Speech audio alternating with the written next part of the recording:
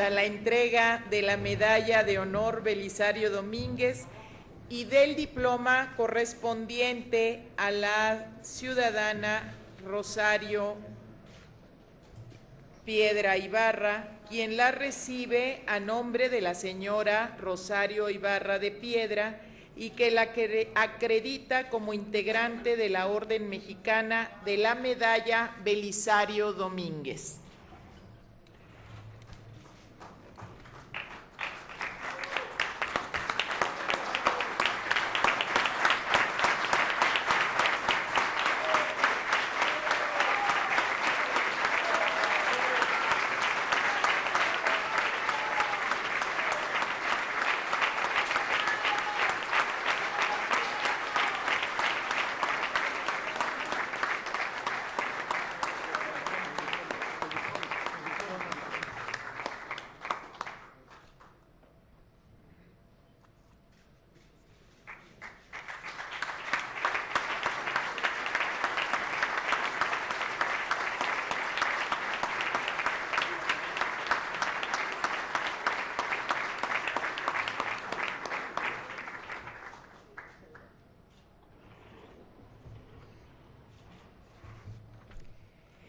Sírvanse tomar asiento, muchas gracias.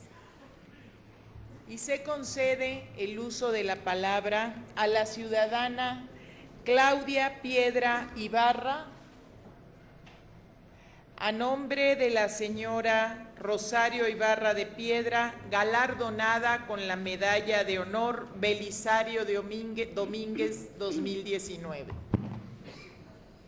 Buenos días. Señor Presidente Andrés Manuel López Obrador, senadores y senadoras, compañeras del Comité Eureka, que aquí se encuentran presentes, compañeros, amigos y camaradas, señoras y señores. Por más de 4 décadas, el Comité Eureka ha transitado azorado del terror oficial, sintiendo el dolor de saber cautivos y torturados a nuestros seres queridos, recibiendo como tremendas bofetadas en la cara la palabra hueca, la declaración engañosa o el discurso falso. El mal gobierno mexicano, transgrediendo todas las leyes, privó de su libertad, de su dignidad y de justicia a nuestros familiares, los desaparecidos políticos.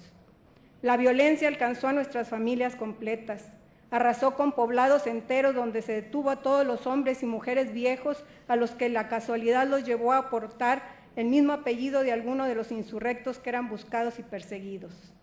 Atestó los caminos de soldados y retenes, donde también se hicieron cientos de detenciones injustas de gente inocente. Llenó de presos políticos las cárceles de todo el país. En las ciudades, las hordas de la Dirección Federal de Seguridad y la Brigada Blanca allanaban los domicilios, saqueando y golpeando a sus moradores y deteniendo a cualquiera. Las cámaras de tortura de los campos militares, las bases navales y aéreas y en todos los centros clandestinos de detención se tiñeron de sangre y retumbaban con los alaridos de dolor de las víctimas. Mi adorado esposo, firme soporte de mi vida, fue torturado, viviendo en carne propia lo que le esperaba a todo aquel que era detenido.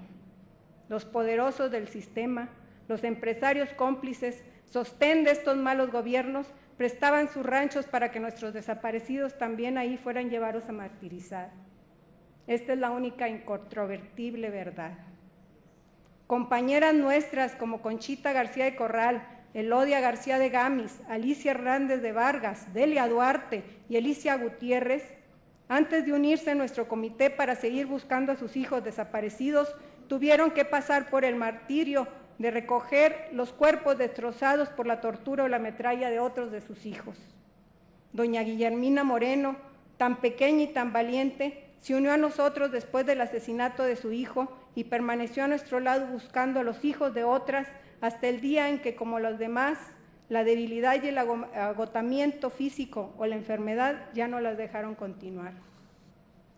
Estos señores del poder quisieron borrar todo rastro de sublevación o rebeldía, pero no pudieron. Siempre queda algo, siempre hay alguien que prosigue por la brecha para seguir abriendo los caminos. Nosotros entonces supimos que no podíamos buscar a los nuestros sin pelear también sus batallas. Teníamos los mismos motivos y las mismas justas razones para hacerlo. No tomamos las armas que defienden o hieren los cuerpos, pero usamos en su lugar todo lo que pudimos y tuvimos a nuestro alcance para arremeter contra las conciencias, para sacudirlas, para indignarlas, para marcarlas con la impronta de la rebelión contra la injusticia. Ellas y todos los queridos y añorados compañeros que murieron esperando saber de los suyos y a la justicia que nunca llegó, están en mis recuerdos, gritando junto a mí por nuestros hijos y familiares, increpando y señalando a quienes se los llevaron, tomando la Catedral o San Hipólito, o la Secretaría de Gobernación, o los recintos legislativos, en las huelgas de hambre o haciendo plantones en las puertas de los campos militares y en los pasos fronterizos, marchando con los movimientos estudiantiles, campesinos o indígenas, volanteando afuera de las fábricas, visitando los salones de clases en las universidades, crucificándonos en el Zócalo o con el rostro cubierto encadenándonos en el Ángel de la Independencia, visitando las cárceles en todo el país, boteando para poder tener recursos para los volantes y los carteles y los costosos desplegados, incitando por todos los medios posibles a las organizaciones políticas, campesinas o sindicales para que incluyeran entre sus demandas principales la presentación con vida de los desaparecidos políticos y llamándolos también a la unidad para defendernos todos con un frente nacional contra la represión, acudiendo a las instancias internacionales defensoras de los derechos humanos para hacerles ver que aquí en México no solo éramos las víctimas de un gobierno represor, sino que también éramos las víctimas de la simulación que provocaba incredulidad y la desconfianza para nuestras denuncias, o reclamando en más de una docena de veces a la ONU por su complicidad con los gobiernos en turno,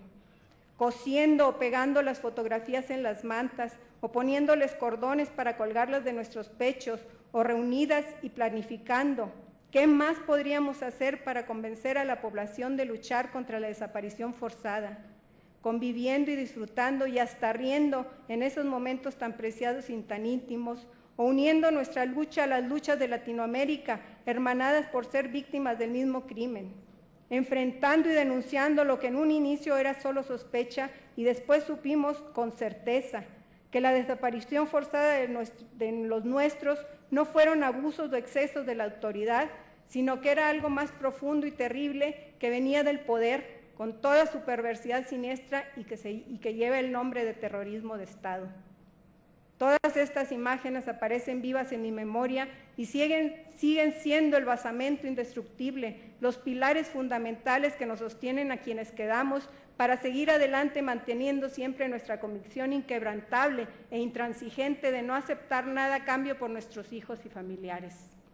Ellos, los nuestros, se sublevaron como todo revolucionario con su espíritu libertario que intenta cambiar las cosas. Vieron la lucha armada como única respuesta a un régimen represivo, brutal y autoritario, cerrado al diálogo, emponzoñado de soberbia y con las manos bañadas de sangre. Se enfrentaron en una guerra iniciada por el Estado mexicano que con toda su fuerza descomunal acometió contra ellos y contra todo lo que desde su obtuso parecer significara una amenaza para la estabilidad de su nefasto gobierno.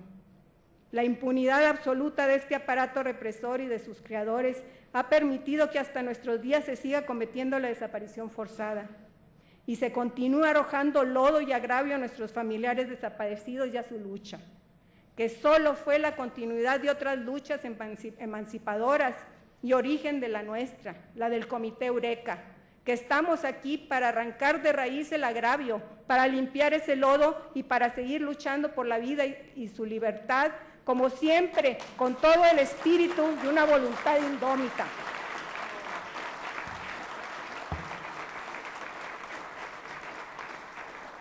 Hemos querido ser un frente portador de vida porque amamos a nuestros desaparecidos. Nunca hemos estado en disyuntivas en su búsqueda, nunca hemos pensado en su muerte. Son seres de carne y hueso y no personajes de novelas, buenas o malas, ni figuras de otras manifestaciones literarias que habrán de escribirse, ni nombres en una lista, ni imágenes fotográficas, ni sustento para que falsas ONG se hagan de fama o de recursos económicos. Y sobre todo, no son parte de una historia pasada que es falso que nos haya marcado a todos por igual.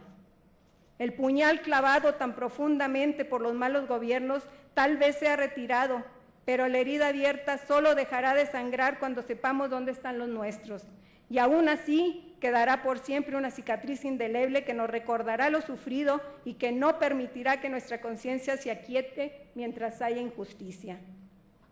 Ellos, nuestros amados, a los que buscamos afanosamente sin detener nunca el paso, no fueron bandoleros ni se lanzaron a la aventura, ni fueron terroristas. Fueron hombres y mujeres que, nos guste o no, estemos de acuerdo o no con ellos, o aprobemos o no la opción seguida en su camino, fueron privados de su libertad, sustraídos de la sociedad y de sus familias con toda la violencia que un gobierno puede ejercer y recluidos en cárceles clandestinas, tanto en instalaciones gubernamentales como fuera de ellas,